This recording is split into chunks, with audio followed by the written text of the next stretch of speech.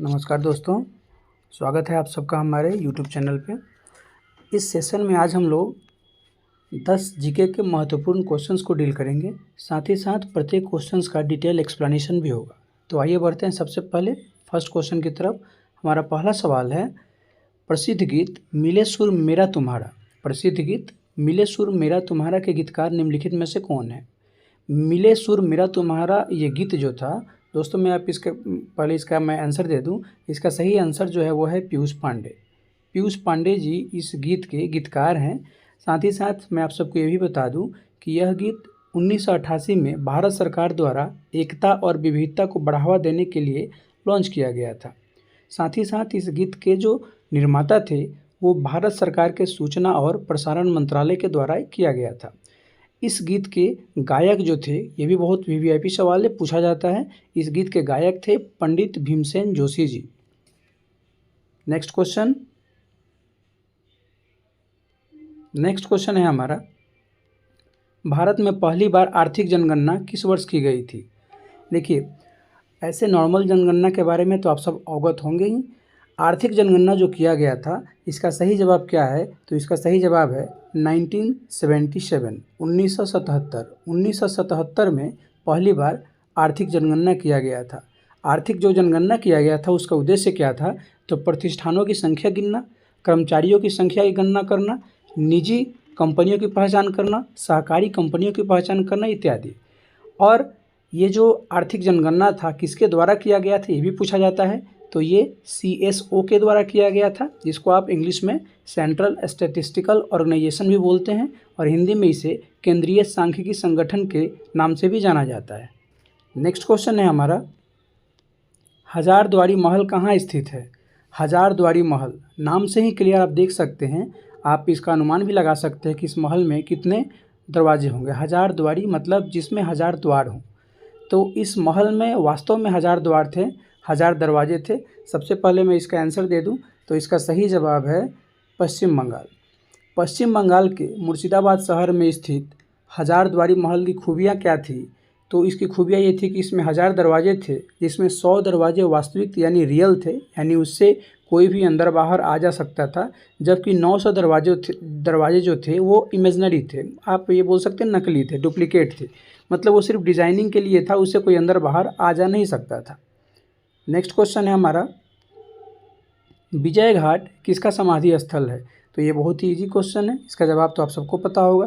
तो विजय घाट समाधि स्थल है आदरणीय लाल बहादुर शास्त्री जी का। लाल बहादुर शास्त्री जी का ये समाधि स्थल है। साथ ही साथ कुछ और समाधि स्थल के बारे में मैं जानकारी दे दूं तो राजघाट समाधि स्थल जो है वो महात्मा गांधी जी का है, शांतिवन जवाहरलाल नेहरू जी का, शक्ति स्थल इंदिरा गांधी, वीरभूमि राजीव गांधी, किसान घाट चौधरी चरण सिंह, महाप्रयाण घाट डॉक्टर राजेंद्र प्रसाद। बढ़ते हैं अगले क्वेश्चन की तरफ। अगला क्वेश्चन है हमारा, संयुक्त राष्ट्र संघ का प्रतीक चिन्ह क्या है? संयुक्त राष्ट्र संघ, जिसे आप इंग्लिश में यूनाइटेड नेशन ऑर्गेनाइजेशन भी बोलते हैं और शॉर्ट में इसे UNO के नाम से भी जाना जाता है।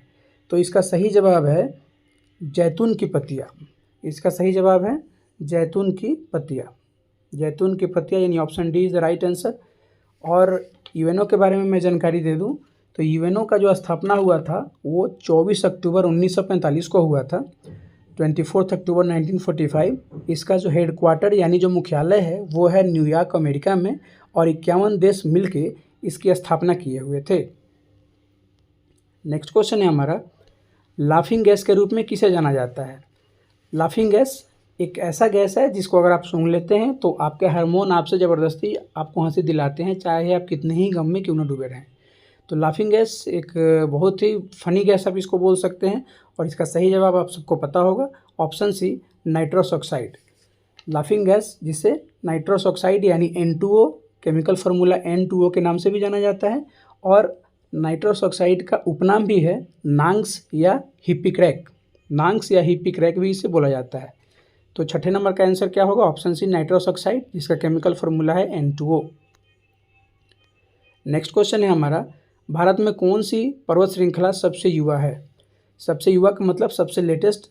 तो सबसे लेटेस्ट जो पर्वत श्रृंखला है वो है हिमालयी श्रृंखला, ऑप्शन सी।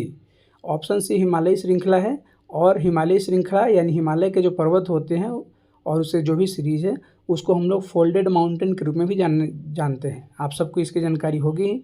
बढ़ते हैं अगले क्वेश्चन की तरफ। अगला क्वेश्चन है हमारा, कौन सी फसल काली मिट्टी में उगाई जाती है? काली मिट्टी में उगने वाली कौन सी फसल है? ऑप्शन ए है चाय, कपास, काजू या गन्ना। तो इसका सही जवाब है कपास। इसका सही जवाब क्या है? सही जवाब है इसका कपास, ऑप्शन बी कपास। कपास जिसको इंग्लिश में हम लोग क्या बोलते हैं? कॉटन ही बोलते हैं। तो ये जो काली मिट्टी है, इस काली मिट्टी की खासियत क्या होती है? तो इसमें नमी धारण करने की क्षमता होती है, पोषक तत्व की बहुलता होती है, मेजोरिटी होती है, जल निकास की इसमें आसानी से बिल्कुल ये एक फंक्शन या फैसिलिटी आप बोल सकते हैं।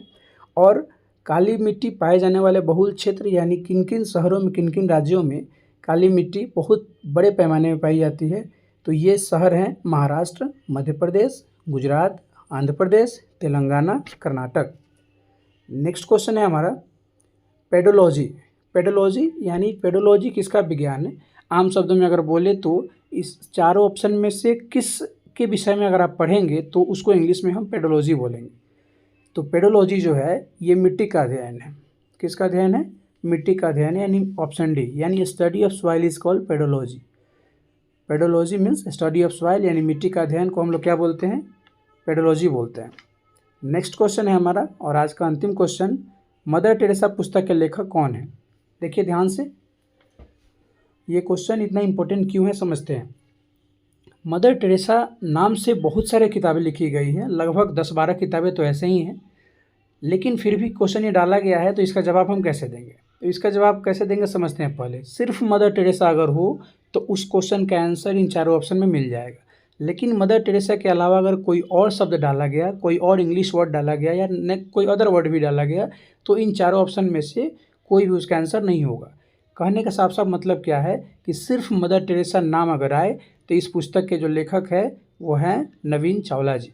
ऑप्शन ए नवीन चावला, जो दिल्ली के निवासी थे, और मदर टेरेसा बुक का इन्होंने प्रकाशन 1992 यानी 1992 में किया था, और दिल्ली में ही नवीन चावला जी का डेथ भी हो गया है, अभी वो ज़िंदा नहीं है, हम सबके बीच नहीं है। तो मदर टेरेसा पुस्तक के लेखक कौन है? तो वो है ऑप्शन है नवीन चावला जी। तो आज के सेशन में इतना ही। आप सभी से एक रिक्वेस्ट है कि अगर आप चैनल पे नए हैं तो चैनल को लाइक, सब्सक्राइब और शेयर अपने दोस्तों के साथ ज़रूर करें, और आपका एक लाइक, कमेंट और शेयर जो है हमें मोटिवेशन देता है। और साथ ही साथ कमेंट बॉक्स में आप ये भी बताएं कि आप नेक्स्ट वीडियो जो भी चाहते हैं वो किस टॉपिक पे चाहते हैं, तो उसका डिटेल एक्सप्लेनेशन मैं आप सबको ज़रूर प्रोवाइड कराऊँगा। तब तक के लिए थैंक यू सो मच।